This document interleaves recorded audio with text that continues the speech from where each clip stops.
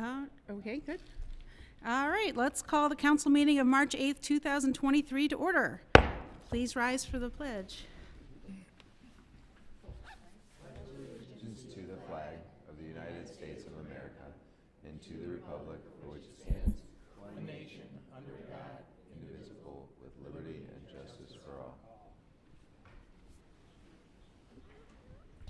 Please call roll. Silver. Here. Duber. Here. Perry. Bilski. Here. Klein. Vincent. Here. Kurland. Here. Okay, I'll make a motion to approve the treasurer report of December 2022 and January 2023. Do I have a second? Second. Thank you, Mr. Silver. And Mrs. Cavender. Good evening. You have the December 31st. We ended the year with $12,347,000 in the bank account. You have, I just wanted to point out on the summary report for the year under the general fund that we, at the end of the year, reclassed all the agency funds per the auditor's recommendation into the general fund, and I have them itemized out in the detail on that summary sheet showing how much were from those H funds, which is the building department accounts, and then the unclaimed monies. So I just wanted to point that that was reclassified for the year end. That's all I had for December. And then on January, we had $12,497,000 in the bank account. January revenues were $921,000 for all funds, and expenses were $770,000 for all funds. And you might have at your desks, if I didn't say anything, there's an updated January summary sheet. I think I got most of you. If I didn't, you have an updated sheet there. And then on the line item detail for the general fund. Sorry, my fingers don't want to move. I highlighted the variances that were greater than 1/12 of the year. Okay, thank you. And I wanted to point out that for comparison purposes, 2022 H funds that were in the 701, I have reclassified them into the general fund for comparison purposes. So the general fund is including those H funds last year, even though last year's reports did not have them listed there, and I made them. Last time we ever have to hear H funds? No, because you wanted them itemized separately, unless you want to rename them something else. Can you please speak into your mic?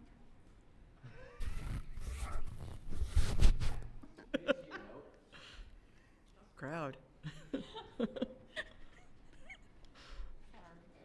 That's all I have, thank you.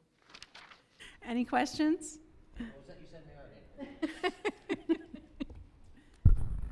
Anna, please call roll. Silver. Yes. Duber. Yes. Perry. Yes. Bilski. Yes. Yes. Vincent. Yes. Kurland. Yes. I'll make a motion to approve the tax administrator's report for December 2022 and January 2023. Do I have a second? Second. Mrs. Vincent, thank you. Mrs. Cavender? Okay, you have the tax administrator report for the year end December 31st, which shows our monthly collections of 439,000 gross collections compared to December of 2021. We're slightly under by about 26,000. But year to date, through the year 2022, we have collected $973,000 more than year to date for 2021, and you have all the breakouts for that as well. And then you have the monthly chart and the line chart for the whole year. Any questions? Anna, please call roll. I got one more month to go over. You also have the January report. For January, we collected $616,000 gross taxes, which is $84,000 higher than January of 2022. And then you have the gross collections and the line item chart for January as well. Okay, now are there any questions? Thank you. No, okay, Anna, please call roll. Silver. Yes. Duber. Yes. Perry. Yes. Bilski. Yes. Klein. Yes. Vincent. Yes. Kurland. Yes. Okay, now we're to discuss the bills to be paid in the month of March in the amount of $237,864.82, and additional February expenses in the amount of $63,301.72. Any discussion? Any questions? Nothing? Do we do roll or anything? No. All right. I guess we move on. Audience comments related to agenda items only. None. Old business of pending legislations and motions, none.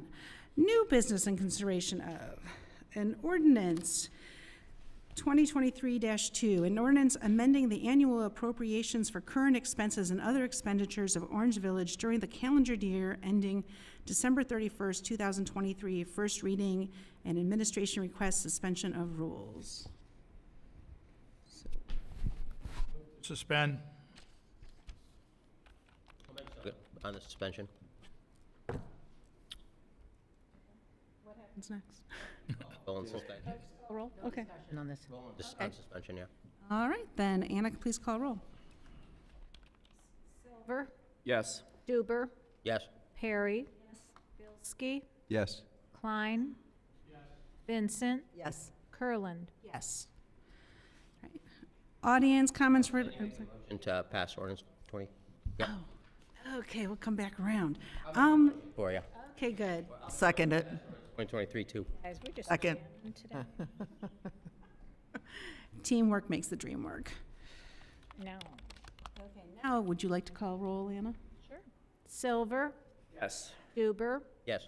Perry. Yes. Bilski, Yes. Klein, Yes. Vincent, Yes. Kurland. Yes. All right. Audience comments related to matters which advance the good of the village. Nothing. Comments by the mayor.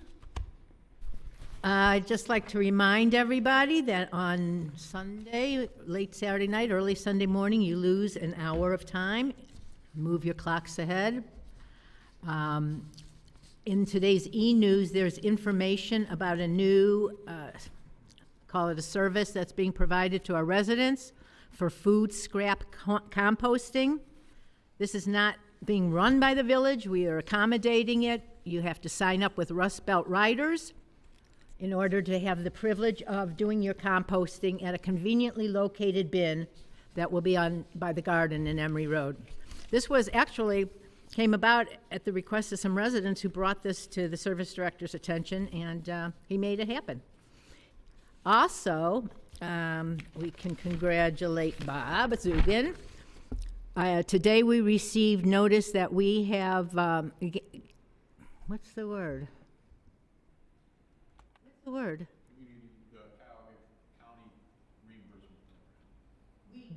Won? We were awarded. That's the word. Thank you so much. We were awarded for this year's construction. We'll have the ability to get reimbursed for $90,361. Which is very good. Bob. Good job, Bob.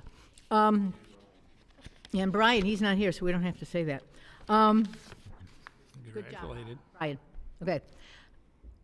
We hope, our plan is to very soon, probably at the next council meeting, have another police officer for your confirmation. You know, we've been trying to build up the force. You can't do it all at once. We don't have enough people to train the new ones, so we have to integrate them as we can. Some of the ones that we hired, the part-time ones, have already left. Of the 4 part-timers, we are down to 1, which is fine because we got Double Jack back, we got Gobrio back, and they're doing what they can. But we are going to start again with the hiring. We devote a lot of time for the part-timers, and as Chris always said, that's not the way to go. How many are we up to? I know we approved up to 25, right? Just count if you did it. 18? We have 18 full-time? And 1 part-time. Yeah, we at least want two more. Did you find out the info from Dana? I want to know how many okay. All right, yeah, so we hope next month we'll be able to do that. All right. You all set? Okay. A neighbor, oh, go ahead. Go ahead. I forgot the big self-promotion. I hope you all get Village E-News in today's Village E-News. I don't suppose it's on the website. There is a link. Website, ma'am. And on the homepage of the website. My celebrity run, my 15 minutes of fame, actually it's 12 minutes and 18 seconds, I think. 12:30. So you're the one who watched it. But the interesting thing is the guy who interviewed, I thought he did a nice job and he was informed coming into it. His wife used to cover us. She was a reporter for the Plain Dealer. Oh, do you know Brenda Kane? Her husband was the interviewer. Rick Jackson? Yeah, yeah. So I really have never done anything like that before, and if I had done it before, I would have hidden it. But it's out and you can see it. That's it. Cool. All right. A neighbor of mine commented on the increased amount of dog waste that she sees being left behind, and I agree that I've been seeing a lot more lately. So, and she also said she saw somebody scoop it into the storm drain, which is very bad. So I just wanted to remind everyone, I know that we put something in the e-news back in May of last year, so it wasn't that long ago. But remind everyone, it's a health concern. It's also a law. Dog waste does contain nitrogen and phosphorus, which ends up in the storm sewer system. It can deplete the oxygen that fish need to survive. It encourages the growth of algae. It's a significant source of disease-causing bacterias. And if that wasn't gross enough, in 2011, there was a study done that said that dog excrement is a dominant source of bacteria in the outdoor air in metropolitan areas sampled, and they specifically named Cleveland. So clean up after your fur babies. I don't know if it's still visible, but there was a time when we had drains to lake stenciled on all the Yeah, I haven't seen that All the recently. inlets have, worn off. some still has it. Any ones that didn't, most stampings now on the irons actually have that sort of hot waste, so yes, it's all under our stormwater program, and yeah. Agree with you, and I think the best we can offer to do is to put it in the next e-news, and we'll put it in the next newsletter. Anna's busy writing notes to herself right now to remind herself. All right, great. Well, that's all I have. Mr. Duber? I have no comments, I don't think. Oh, you don't think? Okay. Mr. Silver? I have no comments either. Mrs. Perry? We had a new member, Chuck Mainberg, who's here tonight watching our meeting, join our finance committee tonight, and he was sworn in. And we also have another resident who is interested in joining the finance committee. So his name is Tom Lowenkamp. He's also a financial guy. He works at Metro Hospital. I have his resume here. I'll give it to Anna, who can put copies in your packet next week and maybe next month, and we can swear him in next month. But do it the second week so that he's here for the financial. We could vote on him on the first meeting so he can participate in the finance committee meeting on the second week. Is that what you said? Well, I was just trying to keep him from having a choice. Can't we vote on him at the first meeting? Doesn't have to be here. And then you swear him in right before the meeting? That's what we just did with Mr. Heinberg. Yes, we can do that, but I'm just. Voted. He doesn't have to be. I don't know if he wants to be. He doesn't have to be. Lisa will. All right, good. Okay. Oh, yeah. Starting back up, there was a meeting Saturday. Did anyone attend? The weather was horrible, so I don't know. Yeah, Fred did. I actually have things to send out to the gardeners. A lot went on. Did you attend, Anna? No, Fred keeps me in. At the garden? Is the all-knowing Anna. Um, All-knowing Anna. report that the meeting took place? Yes, and there was a lot of things that went on, and I will be sending out an email to all the gardeners to let them know there's some other things that they want to do. We got another summer gearing up. It's exciting. Bilski? No comments tonight. Mr. Klein? Planning Commission met last night. We had two items on the agenda. One was the approval of 110 Orange Lake Drive, a new house. It was one of the first houses that came through that was fully approved with no exceptions, and pleased with that. The other thing that came on the agenda was an interesting issue relative to signage for a new tenant coming into Pinecrest called Lao Tse Chuan. And they had a very interesting and exceptional design for their fence enclosure, which brought up a lot of discussion relative to how we view signage and architectural art. And it was passed unanimously last night after a good deal of discussion. Is he talking into his microphone? I don't know where that is. Please talk into your mic. Okay. It's International Women's Day, and I want to congratulate all of our women here and around the community. Also, I heard the mayor's interview yesterday with Rick Jackson. It was very well done. She represented our community exceptionally well and told the story here about Orange Village in a very exciting way. We are a wonderful community, and the mayor shared that with others on the radio. The other thing I wanted to let you know, I attended this morning a meeting of the Assembly for the Arts, which is the advocacy group associated with Cuyahoga Arts and Culture, which is the organization that funds arts in our region and community.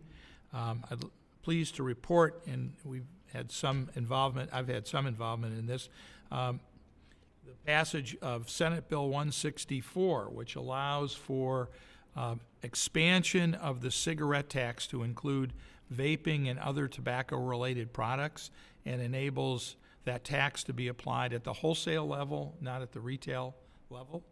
And that will inevitably add funds to our arts and culture coffers to be able to do more in the region. It's important that we support this area because at the end of the day, arts and culture impact our communities greatly. They add value, they add interest, and they add character to what Northeast Ohio is all about. The bill was signed into law by the governor and will go into effect on April 23rd. Mr. Klein, can we support it by smoking more and buying more? No, that's not what you want to do. Yeah. No, we have to support it by expressing to the state legislators who made this happen, because it enables Northeast Ohio to have some control over the funding that we can obtain.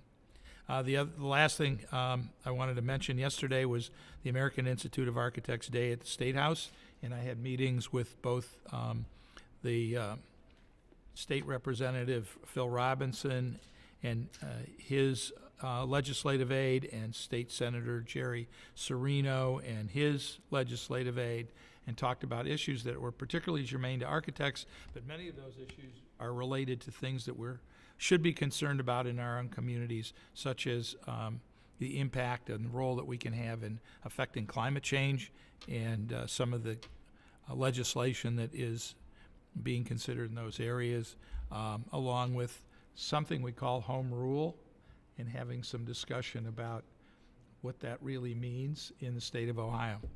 So that's all I have to report. Thank you very much. Vincent. Thank you. Good evening. Happy International Women's Day to all. I also want to commend our woman in charge, Mayor Mulcahy, on her excellent interview on NPR. If I didn't already live here, I would definitely want to move to this awesome town after listening to her cavell about it. So A new career. congratulations, as I said, the next stage. I already offered a great deal of information about Orange Schools last week, and much of the information from the retreat has already been reported and will likely be shared at the mayor's meeting tomorrow morning. But very quickly, two big things that came out of it. There was a serious discussion about putting a permanent improvement levy on the ballot at the earliest this November. A 2.2 mil bond ends this calendar year, and the treasurer is suggesting a 1.5 mil levy, which would actually in effect lower homeowners' current taxes. And it would generate an additional $1.5 million annually for the district's PI fund, which funds facility upkeeps and renovation projects. I'm sure there will be lots more discussion about it tomorrow. The other thing that came up was the strategic plan. The impact group has finished collecting the surveys, the interviews, and completed all the focus groups, thanks to all who participated, and is likely to report out to the board in April about a plan that will be put in place for the next school year. There are 2 Orange job fairs coming up, and I want to delineate the 2 of them. One is to apply for a job at Orange. That will be on March 16th from 3:30 to 7. Orange schools.